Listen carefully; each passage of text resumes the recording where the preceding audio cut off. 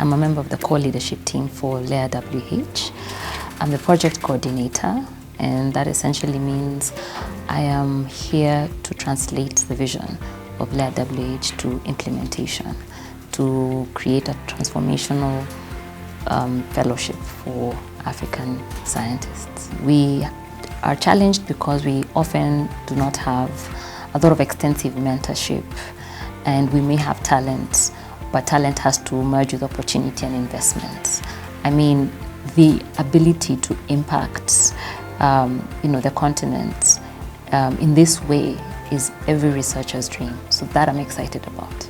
I am surrounded by brilliant colleagues who think on their feet, who are very diverse, and that really brings a lot to the table. I'm proud of this team because we get to work with a team of international experts. They get to transfer all that knowledge and support the upcoming group of scientists who will carry on the good work that they have done over the years and improve women's health research and innovation in the continent.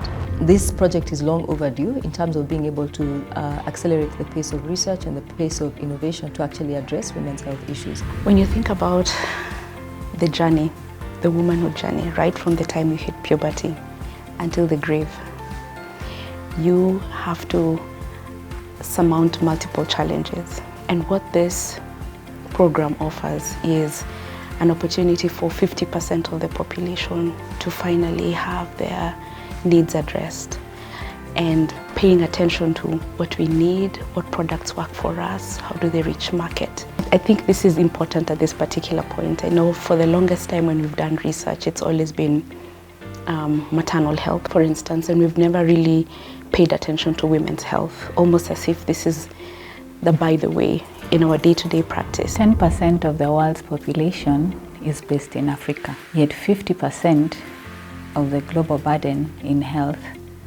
is in Africa. I think a lot about the women that we've interacted with through our studies who struggle a lot with various reproductive health challenges.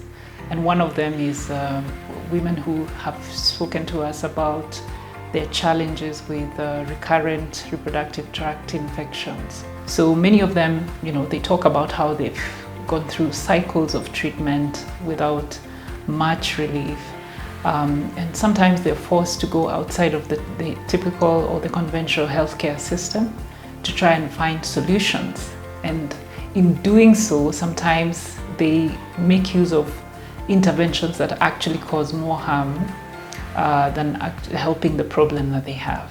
What excites me about this project, first it being African-based, led by African teams, and more so contributing to health solutions that are really pertinent, and this takes a great step forward, and I look forward to the project implementation and the outputs of this fellowship. I can say it was intense, but it was also very humbling. We had to work a lot through different time zones, juggling different responsibilities. But in the end, I think it's a very good demonstration of what can be achieved when people have a shared vision and are able to work together as a team. It is very ambitious what we have put together and have proposed to do. It's very ambitious. And perhaps that ambition is what enabled us to win. Coupled with that ambition was the level of detail that we provided that was convincing that we are not just talking big, but we have actually thought through about what we want to do and how we want to do it. As a young scientist, I became very intrigued about the potential to work and to provide capacity for others, because I very quickly realized that I'm limited in what I can do. What made me even do obstetrics and gynecology? As a young doctor, I worked at the border of Kenya and Uganda in Busia. That was a border town in which there was a lot of malaria, a lot of HIV. It was an opportunity to see firsthand how much health impacts women, and as a result, impacts families. I saw how much women suffer from the process of giving birth, giving life to the next generation, but many of them would lose their lives. But I also realized there are many other things that make it difficult for women to achieve their full potential. And that made me interested in being part of the solution. Which brings me to capacity building. You know, one person, you have 24 hours in a day. There's a limit to what you can do. When you build capacity, you can make a difference to the lives of so many people.